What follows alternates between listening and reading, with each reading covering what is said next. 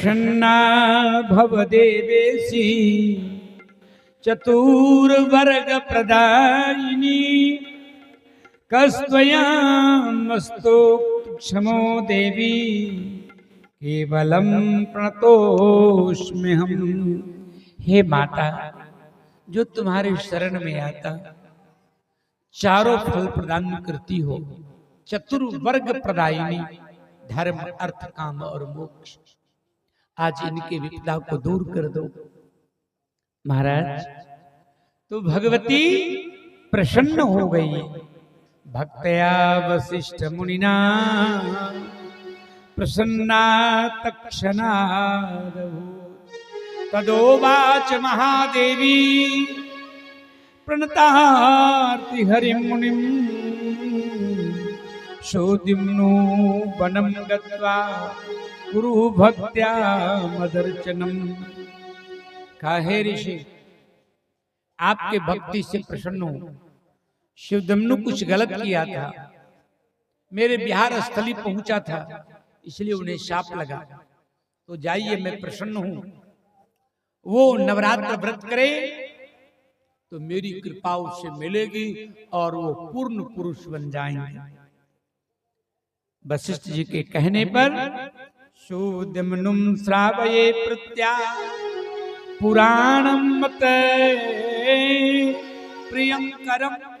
भगवती कहती हैं, यदि वो देवी भागवत पुराण सुने जो मेरा अति प्रिय है, तो उन्हें पुरुषत्व की प्राप्ति होगी। श्रवणादेव सतम पुंसत्वम यस्य भविष्यति इति उक्त्वा तिरोधानम गच्छतः यस्म शिवेश्वरो। ये आशीर्वाद सुनकर वशिष्ठ ने अपने यजमान शिवदमनु से कहा कि तुम देवी भागवत के श्रवण करो तो तुम्हारा ये विपदा दूर हो जाएगा, तुम पूर्ण पुरुष बन जाओगे। तो 9 दिनों तक बड़े प्रेम से देवी भागवत के कथा श्रवण किया और इस कथा के श्रवण करने से भगवती की कृपा से उन्हें पूर्ण पुरुषत्व की प्राप्ति हो गई। ये देवी भागवत के महत्व है। जो जिस कामना से इस कथा को सुने, भगवती उसे उस कामना की पूर्ति कर देती हैं। इसलिए श्रद्धा पूर्वक, प्रेम पूर्वक, विश्वास पूर्वक श्रवण करें तो आपके मनोकामना पूर्ण होगा। धर्म अर्थ काम मोक्ष चारों पुरुषार्थ की प्राप्ति होगी। ये देवी भागवत के विशेषता है। बोल दे जगदम्बा मैया की जय। आगे पुनः प्रसंग आता है कि इस कथा को पापात्मा से पापात्मा जीव भी यदि सिर्फ प्रेम से सुने तो उनके सारे पाप दूर हो जाता है। जैसे गंगा में कितना बड़ा पापी हो और डुबकी लगाए तो गंगा जी उसे पवित्र कर देती है। गंगा कभी ये नहीं कहती है कि तुम पवित्र हो तो आओ, अब पापी हो तो जाओ। अरे यहाँ तो जो आओ वो पवित्र होके जाओ। तो भगवती की कथा जो भी सुने, लिखते हैं पाखंड निरतो लुब्धा श्रैनो धर्मध्वजस्तका निष्ठुर क्रोधनो वक्ता देवी यज्ञेन सस्यते। कहे इस देवी भागवत महापुराण के जो वक्ता हो वो उदार मानस हो, भगवती के भक्त हो, संशय के निर्मूल करने में जिनकी वाक शक्ति हो। मुहूर्त दिवसाद वाग श्रोत्रादिर्भिर्जनैः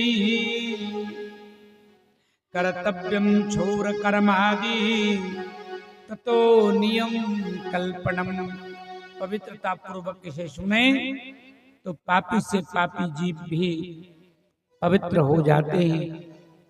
श्रोतव्यम सावधानेन, जब भी कथा सुनो तो सावधान होकर सुनो।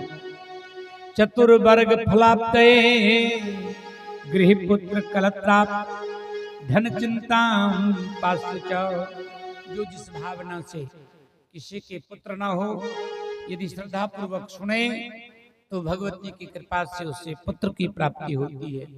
यदि कोई निर्धन है और आसान्वित होकर श्रद्धा पूर्वक सुने तो उसे धन की प्राप्ति होती है।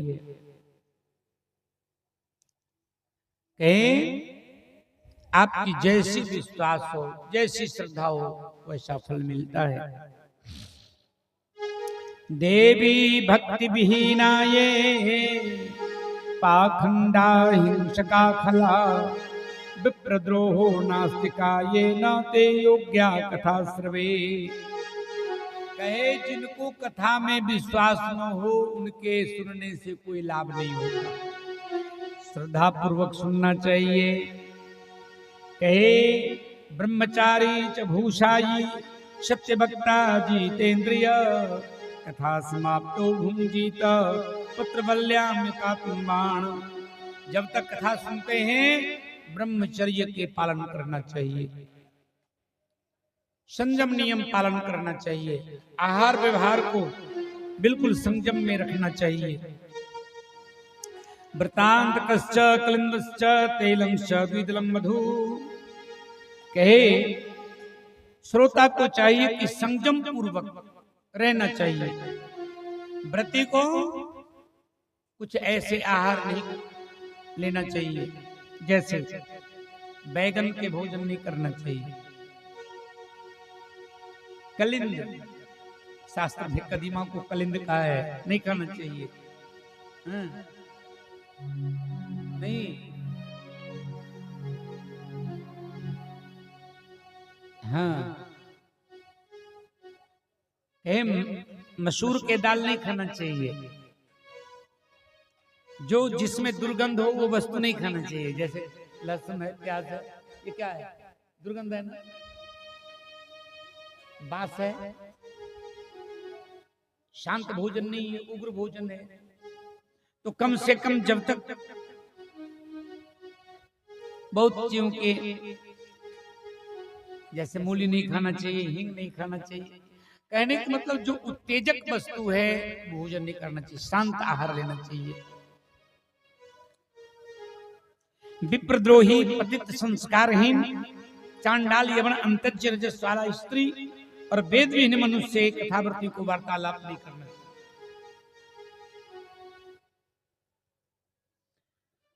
कहते हैं शास्त्राण्यपि विचित्राणि जल्पवादयुतानि च त्रिविधानि पुराणानि शास्त्राणि विधानि च।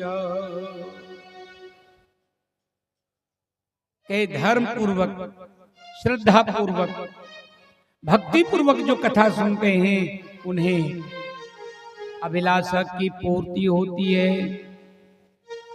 धन्यो हम मति भाग्यो हम पावितो हम महात्मभिः यत् पृष्ठं सुमहत्पुण्यं पुराणं वेद विश्रुतं माम्। आज सूत जी कहते हैं कि मैं धन्य हूं, मैं महान भाग्यशाली हूं जो आप महात्मा देवी चरित्र सुनने के लिए हमसे प्रश्न किए हैं।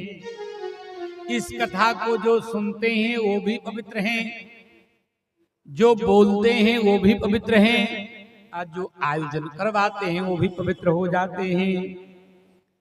नत्वा यत् पंकजं सुललितं मुक्ति प्रदं योगिना ब्रह्मादिरपि सेवितं स्तुति परैगधेयं मुनिब्रह्म सदा। इसलिए ऋषि महर्षि सदैव भगवती के चिंतन करते रहते हैं। भगवती के 3 स्वरूप है, 3 गुण है ना, रजोगुण, सतोगुण, तमोगुण। भगवती के विग्रह भी 3 रूप में है। शतोगुण के रूप में ही लक्ष्मी माता, महालक्ष्मी। रजोगुण के रूप में कौन है? महासरस्वती। और तमोगुण के रूप में है महाकाली। यही तीनों रूप धारण करती है। जैसे ब्रह्म भी 3 रूप में है। शतोगुण भगवान विष्णु हैं, रजोगुण ब्रह्मा है और तमोगुण शिव हैं। जब तमोगुण प्रधान होते हैं तो संहार करते हैं। भगवान जब शतोगुण आते हैं तो सृष्टि के पालन करते हैं। और रजोगुण प्रधान ब्रह्मा होते हैं तो उत्पन्न करते हैं। हाँ, दुनिया बनाना, बना के चलाना, चला के मिटाना, तेरा ही तो काम है। भगवान के तीनों काम है। दुनिया बनाना, बना के चलाना, चला के मिटाना, तेरा ही तो काम है। दूसरा कौन कर सकता है? कोई भगवती भी। भगवती शक्ति है, बिना शक्ति से हिलडुल नहीं सकते। ये परम शक्ति।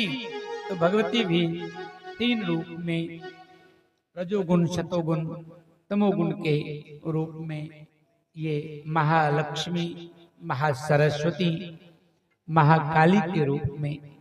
कहे जगत संजनने शक्ति त्वयि तिष्ठति राजसी, सात्विकी मयि रुद्रे च तामसी परिकीर्तिता,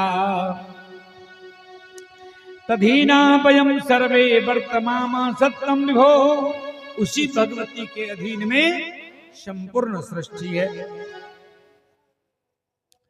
कहते हैं तदा चिदात्म वैशार्धम संग्रामम प्रकृम्यहम, दारुणम देहदमनम सर्वलोक भयंकरम। संपूर्ण सृष्टि को स्थिर रखने में, संचालन करने में भगवती के अहम भूमिका है। प्रेम से बोल दे जगदम्बा मैया की जय। इस तरह जो भगवती के चरित्र को श्रवण करते हैं उनके सारे पाप ताप संताप मिट जाता है। अभिलषित अर्थात जो अंदर की अभिलाषा इच्छा होती है, पूर्ति होती है। तो हम लोग अगले कड़ी से, ये 18,000 श्लोक देवी भागवत पुराण में है। ठीक भागवत जी के जैसे इसमें भी 12 स्कंद है। तो आज हम लोग महात्मा सुने कि सुनने से इतनी बड़ी लाभ है। कल से हम लोग भगवती के सुंदर सुंदर चरित्रों के अवगाहन करेंगे। तो आज पहला दिवस था और प्रकृति का भी कुछ विशेष, हाँ, इसलिए विलंब हुई। कल से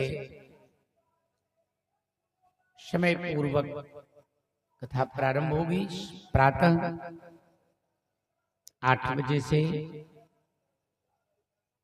10-11 बजे तक पूजन परायण होगा और शाम के 2 बजे से भगवती की कृपा के अनुसार कथा जब तक समय रहेगा चलेगा।